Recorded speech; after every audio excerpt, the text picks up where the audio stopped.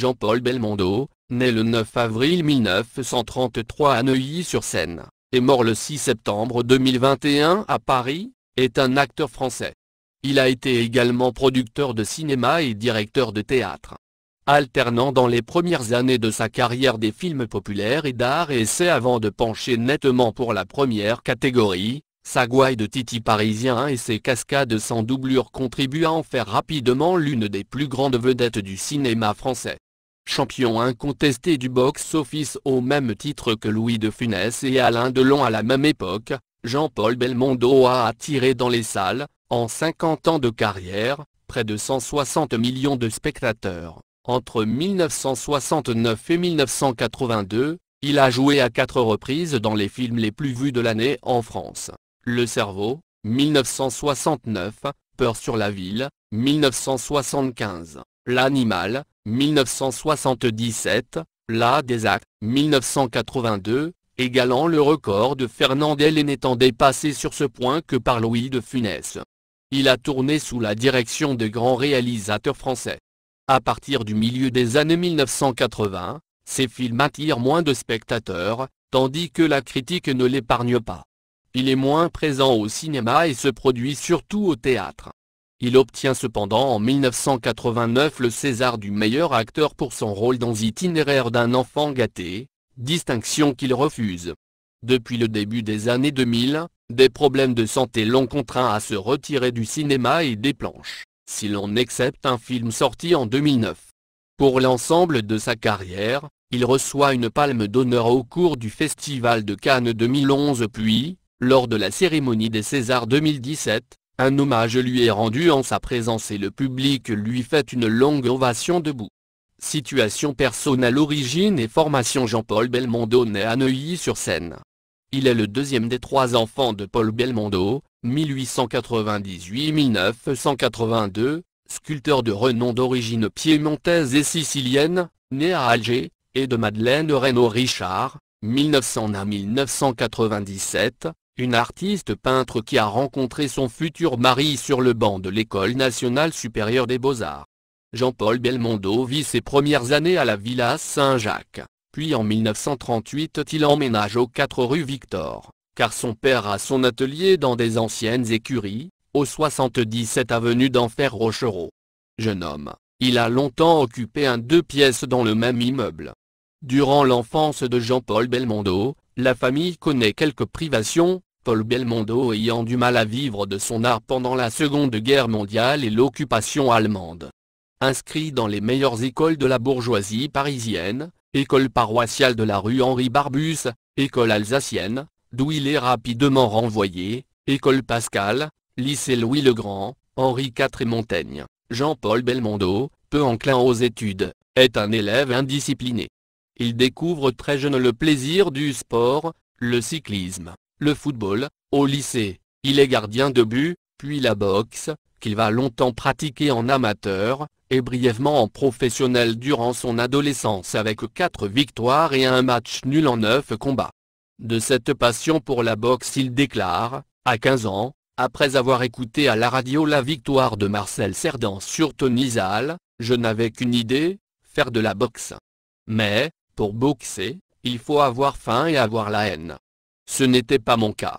En 1948, il admire les femmes savantes dans une nouvelle présentation qui marquait les débuts de Denise Jans dans La Maison de Molière. À 16 ans, Il est atteint d'une primo-infection de la tuberculose et ses parents l'envoient en Auvergne à Hanches. Dans le calme et l'air vivifiant, le jeune homme décide de devenir comédien. De retour d'Auvergne, malgré un avis défavorable du sociétaire de la Comédie Française André Bruneau, il suit les cours de Raymond Girard et débute au théâtre en 1950 en interprétant La Belle au bois dormant dans les hôpitaux de la ville de Paris.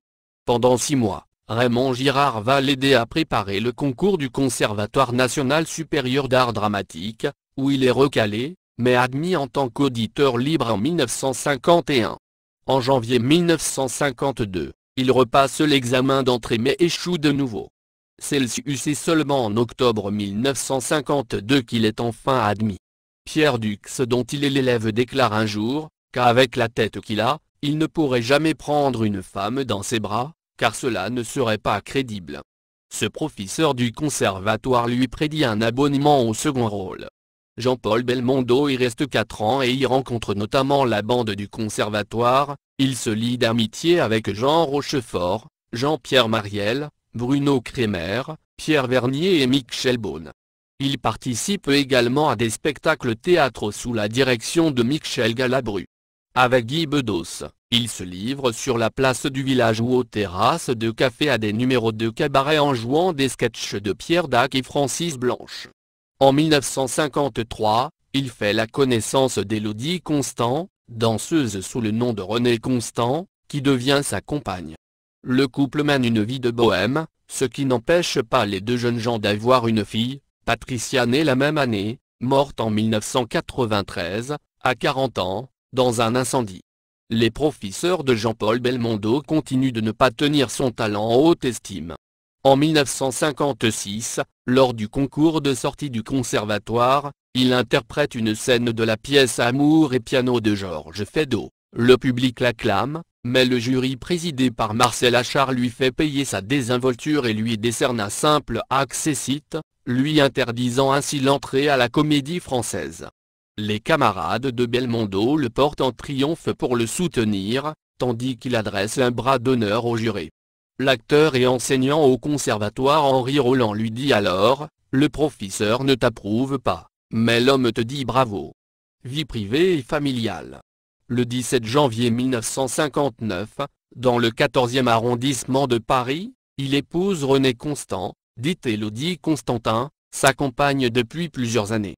Ayant déjà une fille, Patricia, née en 1953, le couple a par la suite 2 autres enfants, Florence, 1960, qui a 3 enfants, Annabelle, 1988, Christopher, 1993, et Nicolas, 1997, Paul, 1963, qui a 3 enfants, Alessandro, 1991, Victor, 1993, et Giacomo, 1998.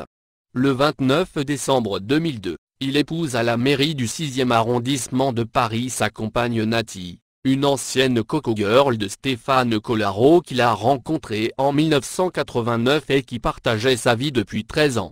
Michel Drucker est l'un des témoins de ce mariage. Parmi les invités, on peut citer Claude Lelouch, Francis Huster, Bernard-Henri Lévy, Robert Hossein, Jean Rochefort, Jean-Claude Brialy et Jean-Pierre Mariel. Le 13 août 2003, à 70 ans, Jean-Paul Belmondo est père pour la 4e fois d'une petite fille, Stella. Il se sépare en 2008 de sa femme Nathy. Il vit ensuite avec Barbara Gandolfi, femme d'affaires belge et ex-mannequin, ayant notamment à son actif une participation à la version flamande de l'Île de la Tentation ainsi que les couvertures de Playboy. La vie privée de l'acteur et les activités de sa nouvelle compagne suscitent l'intérêt de certains médias et entraînent des tensions au sein de sa famille. Fin juin 2010, Barbara Gandolfi est accusée dans la presse de profiter de Jean-Paul Belmondo par abus de faiblesse et escroquerie. Le 1er octobre 2012, Jean-Paul Belmondo annonce qu'il se sépare de sa compagne Barbara Gandolfi. En 2020, il est révélé qu'il serait de nouveau en couple avec Carlos Sotomayor depuis plus d'1 an. Carrière professionnelle, année 1950, début. En 1953, Jean-Paul Belmondo fait ses vrais débuts sur les planches dans 2 pièces au théâtre de l'Atelier, Médée de Jean Anouilh et Zamore de Georges Neveu, dans des mises en scène d'André Barsac. Le jeune acteur se réjouit de jouer dans une pièce d'Anouilh, pour laquelle il est par ailleurs crédité sous le nom de Jean-Paul Belmondo, mais la tragédie s'avère un échec public, ce qui conduira Belmondo à déclarer Médée est le premier bide de Jean Anouilh, et je joue dedans. En 1956, Belmondo joue dans le film Les copains du dimanche, qui ne trouve pas de distributeur, et ne sortira qu'en 1967, déçu du sort réservé au film. Il retourne sur les planches, où il interprète des pièces de Feydeau et de Georges Bernard Shaw. Sa carrière cinématographique débute vraiment avec un petit rôle, dans Sois belle et tais-toi, réalisé en 1958 par Marc Allégret. Belmondo y croise Alain Delon, également débutant. La même année, Jean-Paul Belmondo est envisagé pour tenir l'un des rôles principaux du film Les Tricheurs. Le réalisateur Marcel Carné hésite cependant entre lui et Laurent Terzieff. Après une longue indécision, Carné finit par choisir Terzieff, qu'il juge plus crédible pour un rôle d'intellectuel. Il embauche cependant Belmondo pour tenir le rôle de l'un des acolytes du personnage de Terzieff, ce qui permet au jeune comédien d'apparaître régulièrement tout au long du film, et d'améliorer sa situation financière en touchant un bon cachet. Belmondo retrouve ensuite Marc Allégret pour les besoins du film Un drôle de dimanche, avec Bourvil et Daniel Darieux. Godard, alors critique au Cahier du cinéma, juge le film exécrable, mais loue le talent de Belmondo en qui il voit le Michel Simon et le Jules Berry de demain. Godard l'embauche ensuite pour jouer dans son court-métrage Charlotte et son Jules. Belmondo inaugure ainsi une période de collaboration au mouvement dit de la Nouvelle Vague. Toujours en 1958, Belmondo est rappelé sous les drapeaux pour servir lors de la guerre d'Algérie, ce qui l'oblige à abandonner les représentations d'Oscar. Une fois démobilisé, il revient en France métropolitaine et se remet en quête de rôle, tout en décidant de se marier. Belmondo tient l'année suivante son premier rôle important dans Un double tour, de Claude Chabrol. Le film connaîtra une carrière commerciale moyenne. Belmondo enchaîne avec un autre film de la Nouvelle Vague, À bout de souffle, de Jean-Luc Godard, qu'il considère comme moins important que celui de Chabrol. Enthousiasmé par les conditions de travail avec Godard, les dialogues sont quelquefois improvisés. Il tourne ensuite Classe tout risque, film policier réalisé par Claude Sautet, dont il partage la vedette avec Lino Ventura. Avant même la sortie des films de Godard et Sautet, Belmondo achève la décennie en interprétant le rôle de D'Artagnan dans Les Trois Mousquetaires, dramatique télévisé réalisé par Claude Barma, tourné et diffusé en direct pour Noël 1959. Bien qu'en retirant un surcroît de notoriété, il n'apprécie guère ce premier tournage télévisuel, du fait des cadences imposées aux comédiens par les conditions du direct. Année 1960, le vedettariat. 1960 est l'année de la révélation pour Jean-Paul Belmondo. À bout de souffle sort en mars et remporte un triomphe public et critique, s'imposant comme l'un des films phares de la Nouvelle Vague.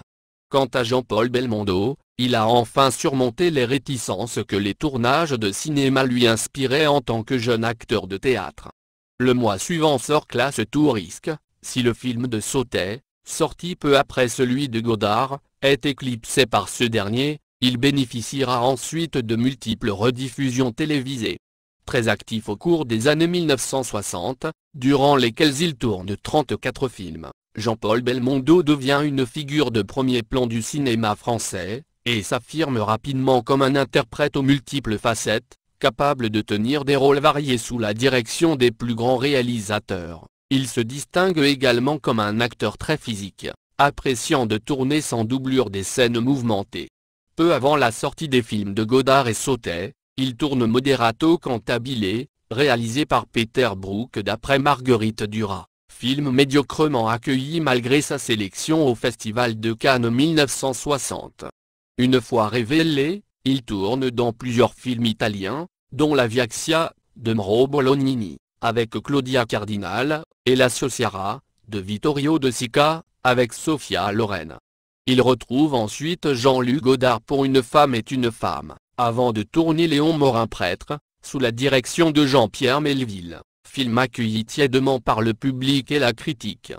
Après un second film avec Melville, le polar Le Doulos, Jean-Paul Belmondo s'impose en héros d'aventure avec un film de cap et d'épée réalisé par Philippe de Broca. Cartouche est un triomphe en salle, dépassant les 3 millions d'entrées. Puis il joue dans Un singe en hiver réalisé par Henri Verneuil d'après le roman d'Antoine Blondin, et dont il partage l'affiche avec Jean Gabin. Très impressionné à l'idée de côtoyer Gabin, Belmondo s'entend finalement à merveille avec son partenaire après avoir eu des moments où Gabin boudait sans parler ni même lui adresser la parole.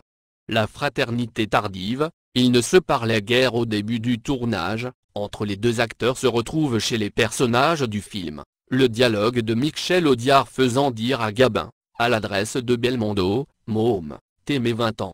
Si le film obtient un succès commercial inférieur à celui escompté, il est apprécié de Blondin, et Audiard le considère à l'époque comme sa plus belle réussite.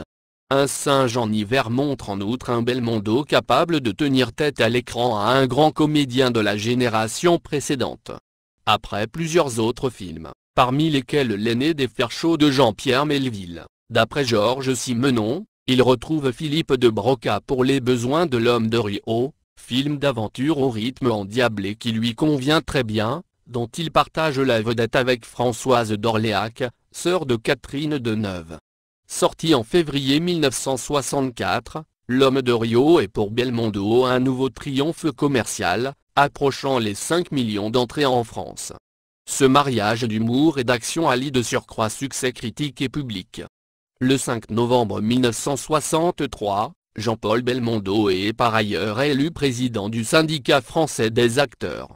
Les succès s'enchaînent, allant du film d'aventure, 100 000 $ au soleil, d'Henri Verneuil, au film dramatique, Week-end à Zuidcote, du même réalisateur. Il retrouve ensuite Philippe de Broca pour Les tribulations d'un Chinois en Chine, comédie d'aventure à grand spectacle.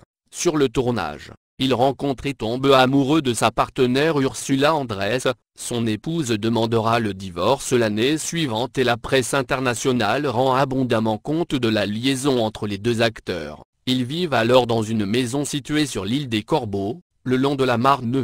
Puis il joue aux côtés d'Anna Karina dans Pierrot le Fou, 1965, qui marque l'apogée de sa collaboration avec Jean-Luc Godard, et remporte un succès à la fois critique et public. Jean-Paul Belmondo envisage à l'époque, poussé par Ursula Andress, de tenter l'aventure du cinéma américain. Ils y vivent pendant 6 mois, mais y renoncent finalement, ne se sentant pas à l'aise à Hollywood. Il alterne les œuvres de pur divertissement, comme Le Cerveau, de Gérard Houry, et les films plus sombres comme La Sirène du Mississippi, de François Truffaut. Ce dernier film, sorti en juin 1969, est médiocrement accueilli par un public sans doute déçu de ne pas retrouver l'image de héros positif et désinvolte qui a tant fait pour le succès de l'acteur au cinéma. Jean-Paul Belmondo achève la décennie en donnant la réplique à Annie Girardot dans Un homme qui me plaît, film de Claude Lelouch, qui ne rencontre pas son public. Il acquiert le surnom de Bébel, en lien avec le personnage Pepelle joué par Jean Gabin dans le film Les Bas-fonds, 1936, de Jean Renoir. Belmondo considérant que c'était un des plus beaux rôles du cinéma, son ami Henri Dessant s'amuse à l'affubler de ce surnom. À la suite d'une faute de frappe, Pepelle est devenu Bébel, et le surnom est resté. Année 1970-1980, l'apogée du succès. Jean-Paul Belmondo entame la décennie 1970 avec Borsalino, film policier réalisé par Jacques Deray, dans lequel il partage la vedette avec son rival au box-office, Alain Delon. Le film remporte un triomphe commercial, approchant les 5 millions d'entrées. La collaboration Delon-Belmondo est cependant ternie par un procès opposant les deux acteurs à la sortie du film. Delon, producteur du film, ayant contrevenu aux modalités prévues en faisant figurer son nom 2 fois sur l'affiche, comme producteur et comme acteur. Belmondo obtient finalement gain de cause. En 1971, l'acteur fonde une maison de production, Cerrito Film, dans le but de gérer plus efficacement sa carrière et de s'investir dans ses films de manière plus personnelle. Durant les années 1970, Jean-Paul Belmondo tourne à un rythme soutenu, enchaînant les succès publics sous la direction de metteurs en scène comme Philippe de Broca, Henri Verneuil, Claude Chabrol ou José Giovanni, Les Mariés de l'an 2, Le Casse, Dr Popol, L'Ascoumoun, Le Magnifique. En 1972, il commence une histoire d'amour avec l'actrice italienne Laura Antonelli. En 1974, Belmondo connaît cependant une déception, en tant que producteur et acteur, avec Stavisky d'Alain Resnais, si le film, contrairement à ce qui a pu être dit, n'est pas un four commercial, il remporte un succès bien moindre que celui auquel l'acteur est habitué. Belmondo, qui apprécie Stavisky, vit de surcroît très mal l'accueil médiocre réservé au film et à son réalisateur lors du Festival de Cannes 1974. Dans les années suivantes, l'acteur préférera s'en remettre à des cinéastes plus commerciaux. Stavisky est souvent considéré comme ayant nettement modifié la carrière de Jean-Paul Belmondo, qui s'oriente désormais presque exclusivement vers le cinéma de divertissement. En 1975, Jean-Paul Belmondo remporte un très gros succès avec Peur sur la ville d'Henri Verneuil, dans lequel il exécute des cascades dangereuses et risquées, dont une scène où il apparaît suspendu à un hélicoptère au-dessus du vide. Belmondo retire du tournage quelques blessures, qui ajoutent à sa réputation. Si le succès public est plus que jamais au rendez-vous, son succès critique commence à décroître, il déclarera plus tard, pour l'intelligentsia parisienne, « J'étais devenu un cascadeur, je ne savais plus jouer la comédie ». Belmondo enchaîne polar, film d'aventure, comédie, L'incorrigible de Philippe de Broca, dans lequel il s'amuse à camper un anti-Superman, L'Alpagueur de Philippe Labro, Le corps de mon ennemi d'Henri Verneuil, L'animal de Claude Zidi. À la même époque, un projet de nouvelle collaboration avec Jean-Luc Godard, une adaptation du livre L'instinct de mort de Jacques Mézrine, tourne court, et une polémique par voie de presse oppose ensuite l'acteur et le cinéaste. En 1980, il rencontre une exilée brésilienne de 20 ans, Carlos Sotomayor, fille d'un banquier. La relation houleuse avec cette comédienne et chanteuse dure 6 ans. Le virage commercial de l'acteur est symbolisé par les affiches où son nom seul apparaît en haut, écrit en grosses lettres capitales, toujours avec les mêmes caractères, telle une marque, à partir de Peur sur la ville. Entre 1978 et 1983, la carrière de Jean-Paul Belmondo connaît son apogée commercial, chacun des films de l'acteur s'avérant un succès public auquel sa gouaille de Titi parisien et ses cascades sans doublure ne sont pas étrangers. Il enchaîne 3 films réalisés par Georges Lautner, Flic ou Voyou, qui dépassent, pour la première fois dans la carrière de Belmondo, le million d'entrées sur Paris Périphérie, Le Guignolo, dans lequel il réédite sa cascade en hélicoptère, et Le Professionnel, ce dernier film dépassant les 5 millions d'entrées en France. En 1982, il dépasse encore le score du Professionnel avec La des Actes, réalisé par Gérard Houry, qui triomphe commercialement malgré des rapports de plus en plus tendus avec la critique, à laquelle Belmondo n'a pas souhaité montrer le film. L'année suivante, Le Marginal, polar réalisé par Jacques Deray, est un nouveau triomphe commercial. Mais en 1984, Les Morphalous d'Henri Verneuil, tout en remportant un score très enviable, perd 1 million de spectateurs par rapport au précédent succès de Belmondo. Les films de l'acteur font désormais l'objet de critiques sur leur caractère répétitif. Ce trait se ressent particulier sur la publicité de ces films policiers, de plus en plus centrés sur un Belmondo qui, unique point de mire, affecte sur de nombreuses affiches une pose de justicier, ou de super flic, immuable. Belmondo décide alors d'infléchir son image en revenant à la comédie pure, dans Joyeuse Pâques, réalisé par Georges Lautner d'après la pièce de théâtre de Jean Poiret. Tout en souhaitant se renouveler au cinéma, Belmondo manifeste également ainsi son envie de remonter sur les planches. En 1985, Jean-Paul Belmondo tourne Hold Up, comédie policière d'Alexandre Arcadi.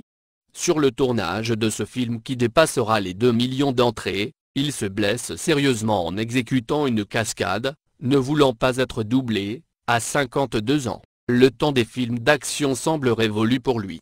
En 1987, Le Solitaire, film policier réalisé par Jacques Deray, est un échec commercial selon les critères habituels de Belmondo. Celle-ci est en effet la première fois, depuis 1963, qu'un film dont il tient la vedette attire moins d'1 million de spectateurs dans les salles. L'acteur déclarera plus tard: Le Solitaire a été le polar de trop. J'en avais marre et le public aussi.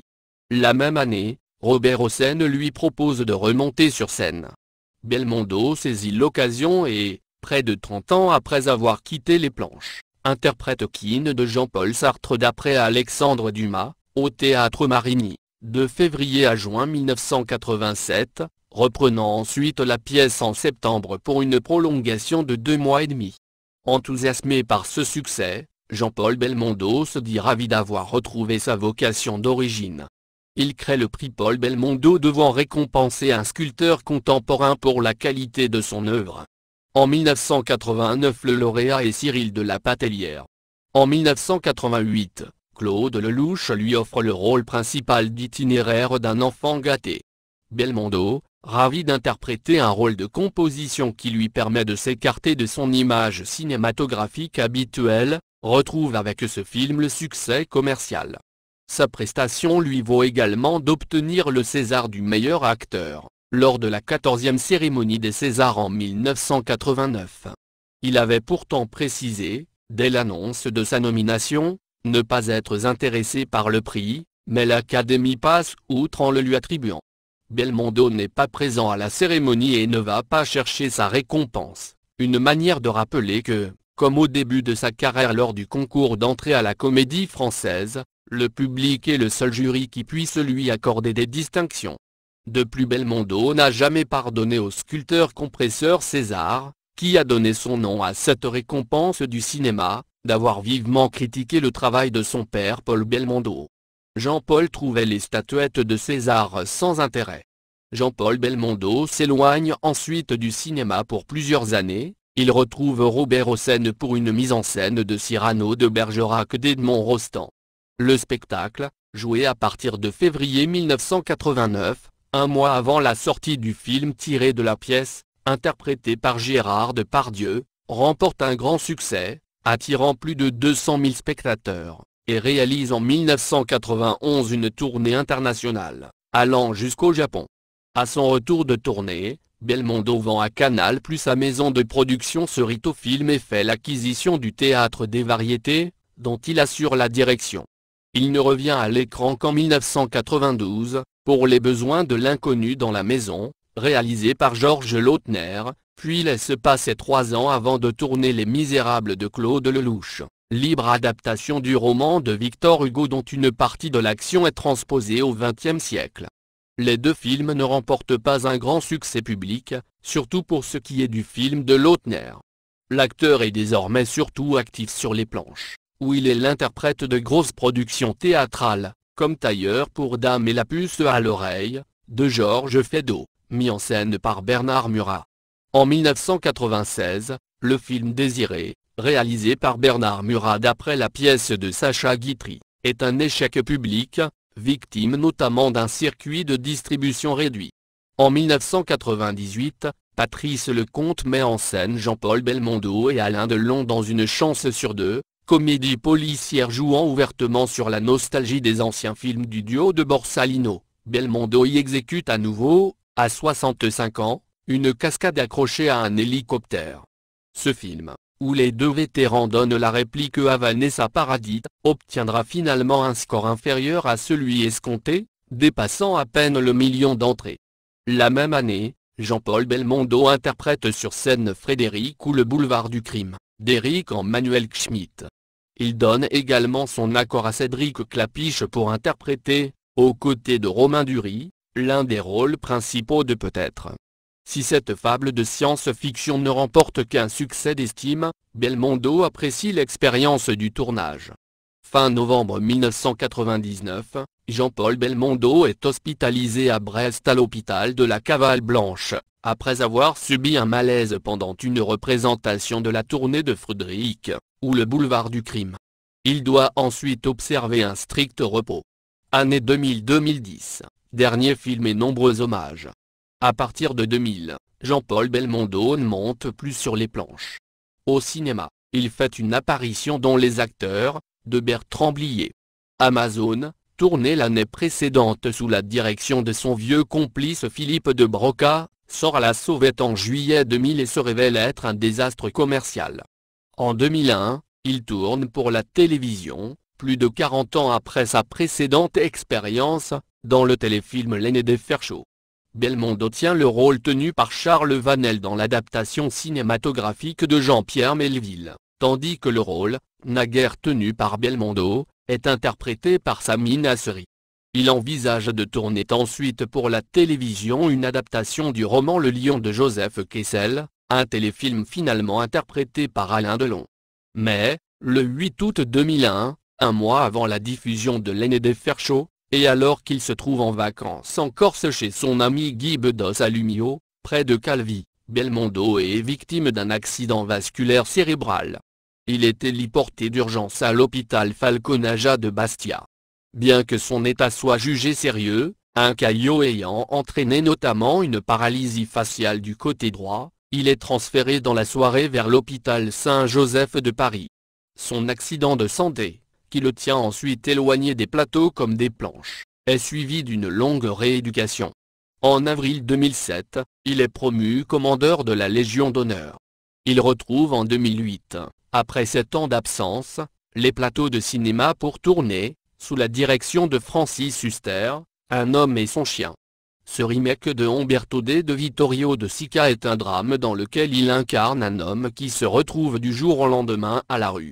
Le film n'est cependant pas un succès public. En 2011, lors du Festival de Cannes, il reçoit une palme d'honneur pour l'ensemble de sa carrière. Il apparaît au festival accompagné de Barbara Gandolfi. Un documentaire lui est consacré à cette occasion, Belmondo, itinéraire, avec une diffusion simultanée sur France 2 et sur La Croisette. Le 19 juin 2012, à Bruxelles, c'est pour l'ensemble de sa carrière qu'il reçoit la médaille de chevalier de l'ordre de Léopold en même temps qu'un coq de cristal. Claude Lelouch annonce en juillet 2012, le retour de l'acteur dans son prochain film Les Bandits Manchots, projet qui n'a pas abouti. Le 14 octobre 2013, un hommage est rendu à l'acteur lors de l'ouverture du 5e Festival Lumière de Lyon, avec la projection du film Un singe en hiver. L'acteur, accompagné de son fils Paul, est ovationné par environ 4500 spectateurs ainsi que par les invités, comme Quentin Tarantino, Jean Rochefort, Pierre Richard, Jean-Pierre Mariel, Charles Gérard, Bertrand Tavernier. Le 9 février 2015, Jean-Paul Belmondo annonce sur RTL sa retraite définitive du cinéma et du théâtre. En avril de la même année, à l'occasion de ses 82 ans, il revient sur cette déclaration et confie aux Parisiens qu'il aimerait bien rejouer. En octobre 2015, il apparaît à nouveau en public lors de la soirée d'ouverture du Festival Lumière. Lors de la Mostra de Venise 2016, il se voit remettre des mains de la comédienne Sophie Marceau le Lion d'Or pour la carrière. Le réalisateur polonais Jerzy Skolimowski est également récompensé. En février 2017, lors de la 42e cérémonie des Césars, un hommage est rendu par l'Académie des Césars à Jean-Paul Belmondo pour l'ensemble de sa carrière sous forme de montage vidéo rétrospectif.